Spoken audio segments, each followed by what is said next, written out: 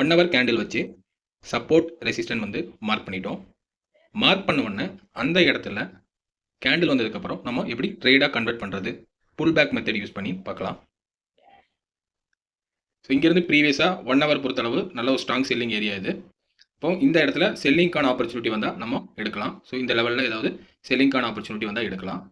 அதே மாதிரி இங்கே வந்து ப்ரைஸு நல்லாவே வந்து ஒரு கேப் அப் ஆகிருக்கு. ஸோ இந்த லெவலில் பையிங்கான ஆப்பர்ச்சுனிட்டி வந்தால் இந்த லெவலில் எடுக்கலாம். சேம் இதே லெவலில் பாருங்கள், இங்கேயும் வந்து பையிங்கான ஆப்பர்ச்சுனிட்டி எடுக்கலாம். ஏன்னா வந்து ப்ரைஸ் நல்லா கேப் அப் ஆகிட்டு ஒரு புல் பேக் வர இடம் இது. இதுக்கப்புறம் இந்த லெவலில் க்ளோஸ் பண்ண இது செல்லிங் ஏரியா ஆயிடுச்சு. ப்ரைஸ் மறுபடியும் மேலே வரும்போது என்ன பண்ணலாம், செல்லிங்கான ஆப்பர்ச்சுனிட்டி பார்க்கலாம். இங்கே red and green colour box வந்து நான் ட்ரா பண்ணியிருக்கேன். 5 மினிட்ஸில் ட்ரேடாக எப்படி புல் பேக்கில் நம்ம கன்வெர்ட் பண்ணுறோன்னு பார்க்கலாம். 5 மினிட்ஸில் இது ஒரு செல்லிங் ஏரியான்னு நம்ம ரெப்ரசென்ட் பண்ணியிருந்தோம். ஸோ நல்ல ஒரு பையர் வராங்க. இந்த பையரோட ஓப்பன் ப்ரைஸை இங்கே இருக்கிற செல்லரோட ஓப்பன் ப்ரைஸு க்ளோஸ் வைக்கிறாங்க. ப்ரைஸ் கீழே வந்து ஒரு புல் பேக் எடுக்கிறாங்க. எக்ஸாக்டாக அந்த லெவலில் தான் வந்து ப்ரைஸ் என்ட்ரி ஆகுது. இங்கே நம்ம ட்ரேட் எடுக்கிறோம். ஃபஸ்ட்டு டார்கெட் பார்த்தீங்கன்னா இந்த பையரோட ஓப்பன் ப்ரைஸு. அதுக்கு கீழே ப்ரைஸ் வந்தது அப்படின்னா கேப் அப் ஆன அந்த ஹை, இந்த ஹையோட லெவலில் நம்ம செகண்ட் டார்கெட் வைக்கலாம். ஒருவேளை இந்த கேண்டில் வந்து இங்கே ட்ரேட் எடுத்ததுக்கப்புறம் ஒரு பையர் கேண்டில் க்ளோஸ் வச்சிருந்தாங்கன்னா இதுதான் நம்மளோட ஸ்டாப் லாஸ், எக்ஸிட் ஆயிடணும். இங்கேருந்து பிரேக் அவுட் ஆன மார்க்கெட்டோட ரெசிஸ்டன்ட் அப்போ இப்போ சப்போர்ட்டாக ரியாக்ட் ஆகும். இப்போ இந்த இடத்துல என்ன ஆகுது, ஒரு செல்லர் கேண்டில் வராங்க, ஸ்ட்ராங்காக ஒரு பையர் க்ளோஸ் வைக்கிறாங்க. க்ளோஸ் வச்சோன்னா ப்ரீவியஸ் செல்லரோட ஓப்பன் ப்ரைஸையும் சேர்த்து க்ளோஸ் வைக்கிறாங்க.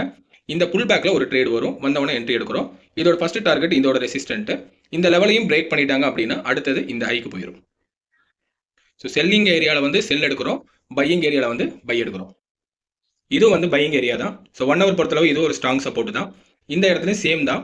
ஒரு செல்லரை வந்து பையருக்கு ஸ்ட்ராங்காக க்ளோஸ் வச்சிருக்காங்க. ப்ரீவியஸ் செல்லர் கேண்டிலும் சேர்த்து க்ளோஸ் வச்சு புல் பேக் வருது.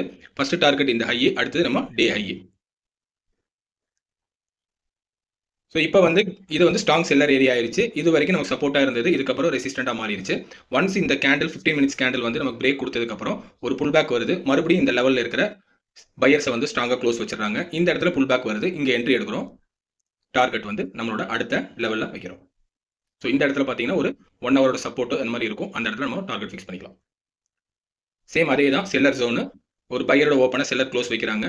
ப்ரைஸு அந்த இடத்துக்கு மறுபடியும் வருது. வந்தது பார்த்தீங்கன்னா அடுத்த நாளில் தான் வருது. அடுத்த நாளில் எக்ஸாக்டாக வந்தோடனே இங்கே என்ட்ரி எடுக்கிறீங்க. இதுக்கு மேலே ஒரு பையர் க்ளோஸ் வச்சுட்டாங்கன்னா ஸ்டாப் லாஸ் இதுக்கு மேலே தான் க்ளோஸ் பண்ணி எக்ஸிட் ஆயிடணும். அடுத்த டார்கெட் பார்த்தீங்கன்னா நமக்கு இங்கேருந்து இந்த லெவல் வரைக்கும் ஃபஸ்ட் டார்கெட். அடுத்த டார்கெட் நம்ம 1 ஹவரோட சப்போர்ட் எங்கன்னு பார்த்துட்டு நம்ம எக்ஸிட் ஆகிக்கலாம். ஸோ ஒவ்வொரு லெவலையும் ப்ரைஸ் வந்து சேலஞ்ச் பண்ணுறாங்களா இல்லை க்ளோஸ் வைக்கிறாங்களான்னு பார்த்து என்ட்ரி எடுக்கணும். என்ட்ரி எடுத்ததுக்கப்புறம் மேலே க்ளோஸ் வச்சுட்டாங்க ஒரு பையர் அப்படின்னா எக்ஸிட் ஆயிடணும். கீழே வந்து ஒரு செல்லர் க்ளோஸ் வச்சுட்டாங்கன்னா இங்கேயே எக்ஸிட் ஆயிடணும்.